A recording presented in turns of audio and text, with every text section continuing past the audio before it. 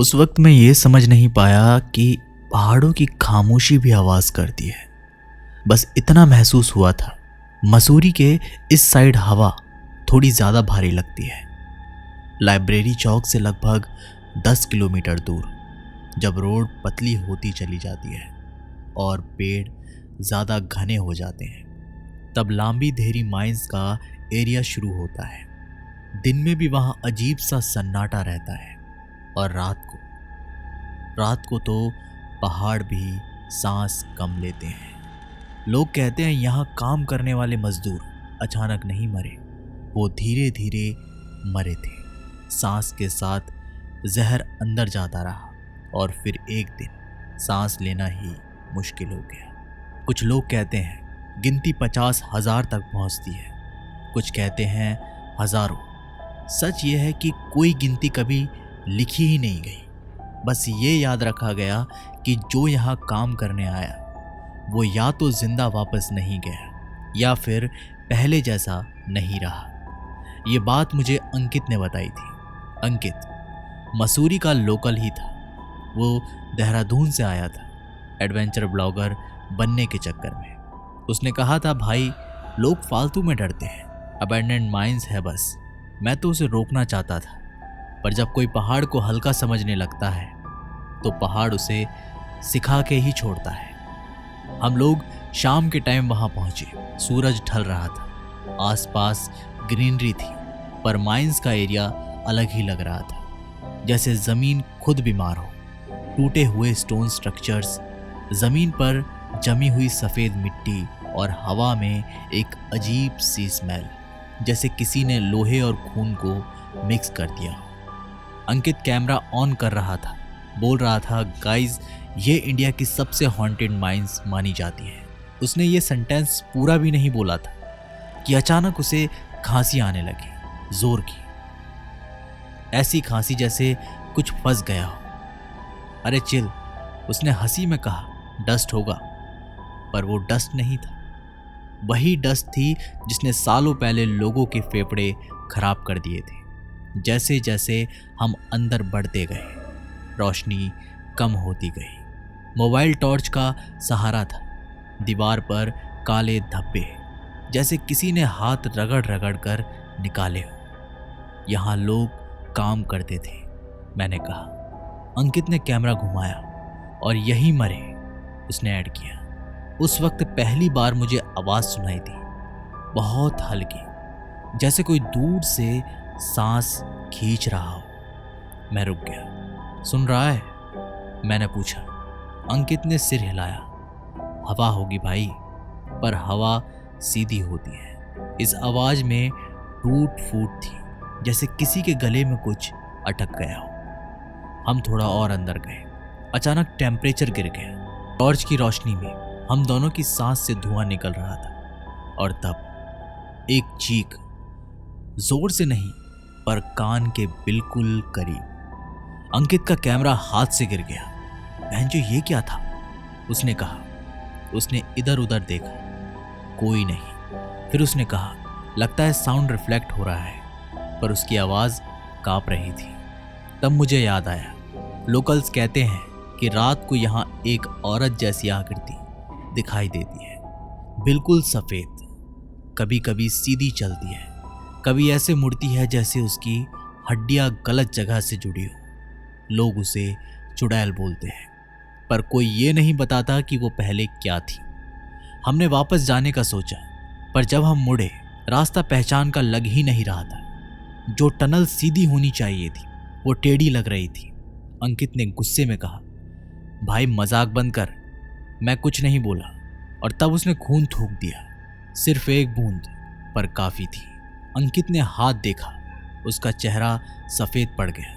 मैंने कहा था ना, मैंने धीरे से कहा, यह जगह सांस भी उधार पड़ देती है। और उस वक्त हमें महसूस हुआ हम अकेले नहीं हैं।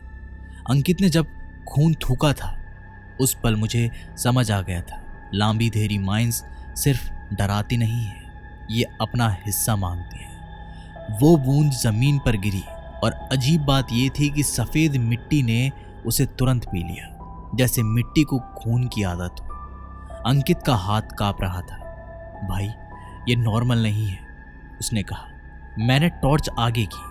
टनल और अंधेरी लग रही थी, जैसे रोशनी भी थक गई हो। तब हमें फिर से आवाज सुनाई दी। इस बार चीख नहीं, इस बार रोना था। औरत का रोना, बहुत धीरे पर इतना पास जैसे कोई हम दोनों के बीच खड़ी हो।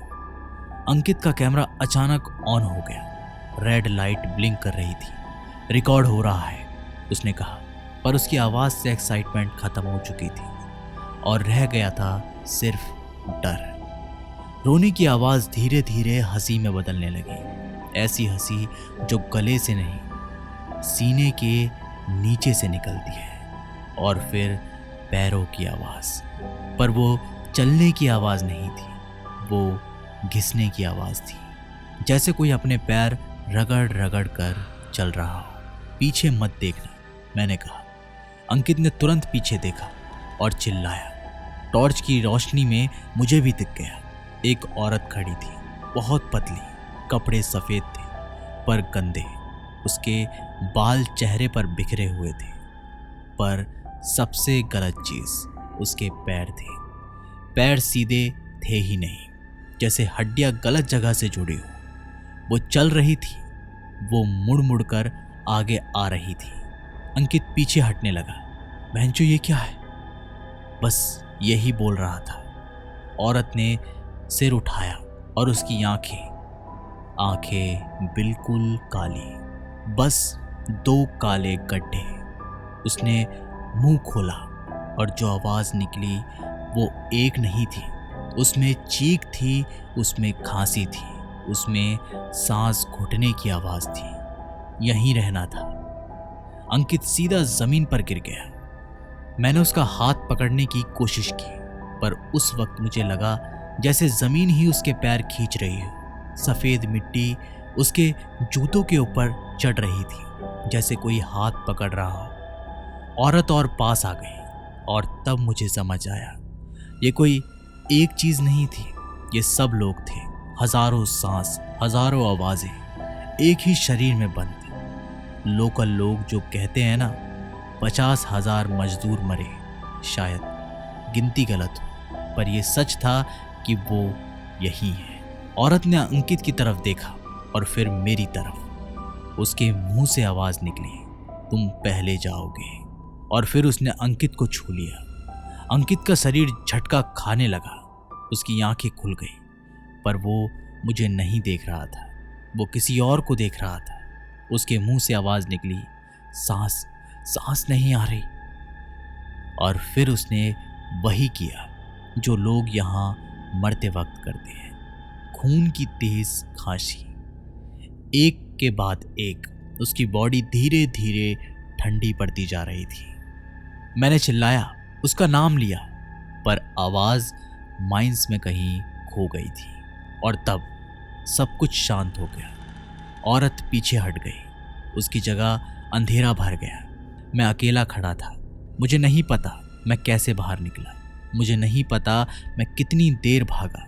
बस इतना याद है कि जब मैंने लास्ट बार पीछे देखा तो औरत वापस मिट्टी में घुल गई थी, जैसे कभी थी ही नहीं। सुबह जब लोग आए, अंकित की बॉडी नहीं मिली, बस उसका कैमरा मिला। कैमरे का लास्ट क्लिप चलाया गया। उसमें सिर्फ एक चीज थी, अंधेरे में खड़ी वो औरत, और उसके पीछे और भी चेहरे, सबके मुंह खुले हुए, जैसे सांस मांग रहे हो। उस दिन के बाद लांबी देहरी माइंस फिर से बंद कर दी गई। Officially reason unsafe structure. Local लोग जानते हैं ये रीजन पूरा नहीं है। जब भी रात को अगर तुम लाइब्रेरी चौक से उस रोड पर निकलो तो कभी कभी पहाड़ों से आवाज आती है, चीख नहीं, सांस की आवाज। और अगर तुमने गलती से पीछे मुड़कर देख लिया तो हो सकता है वो तुम्हें भी पहचान ले, क्योंकि जो यहाँ रह गया वो गिनती नहीं करते, वो बस सांस लेते हैं।